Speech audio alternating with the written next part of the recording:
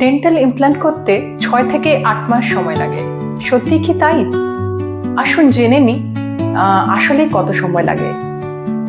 নমস্কার, সবাইকে স্বাগত ইমপ্লান্ট মান্ডিজের এই এপিসোডটিতে। আমি doctor Swagata Deb, prosthodontist and dental implant specialist. আজকে জেনে নেব ডেন্টাল ইমপ্ল্যান্ট করতে আসলে কত সময় লাগে। ডেন্টাল ইমপ্ল্যান্ট করাতে কত সময় লাগে এটি নির্ভর করে পেশেন্টের হাড়ের কন্ডিশনের উপরে।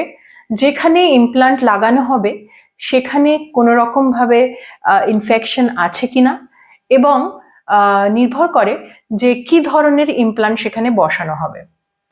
সাধারণত ইমপ্ল্যান্ট বসাবার পর 2 থেকে 4 মাস সময় পর্যন্ত ইমপ্ল্যান্টটি চোয়ালের হাড়ের সাথে জুড়ে যেতে সময় লাগে। 2 থেকে 4 মাস পর যখন ইমপ্ল্যান্টটি হাড়ের সাথে জুড়ে যায় তখন ইমপ্ল্যান্টের উপরে ফাইনাল ক্রাউন লাগানো হয়। কিছু কিছু রোগীর ক্ষেত্রে আমরা ইমিডিয়েট ইমপ্ল্যান্ট করে থাকি, যেসব ক্ষেত্রে দাঁতটি যেদিন তোলা হয় সেদিনই ইমপ্ল্যান্ট বসানো হয়। যদি কোনো পেশেন্টদের ক্ষেত্রে হাড়ের অভাব থাকে তাহলে সেখানে কৃত্রিমভাবে আর্টিফিশিয়াল হাড়ের গুঁড়ো দেওয়া হয় যাতে নতুনভাবে সে জায়গায় হাড় তৈরি হয়। বা কোনো কোনো পেশেন্টের ক্ষেত্রে সাইনাস লিফট বলে একটি প্রসিজার ইমপ্ল্যান্টের করার আগে করতে হয়।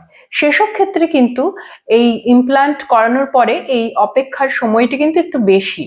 সেখানে 2 থেকে 4 মাসের বদলে 6 মাস পর্যন্ত অপেক্ষা করতে হতে পারে।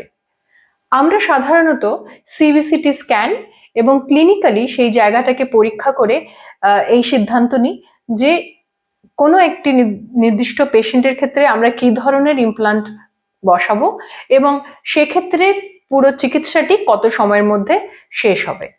আপনাদের যদি এ বিষয়ে কোনো রকম অন্য তথ্য প্রয়োজন হয় তাহলে আমাদের কমেন্ট সেকশনে লিখতে পারেন, আমরা সেটার জন্য আপনাদের হেল্প করব। নমস্কার, ভালো থাকবেন। দেখা হবে ইমপ্ল্যান্ট মান্ডিজের পরের এপিসোডে।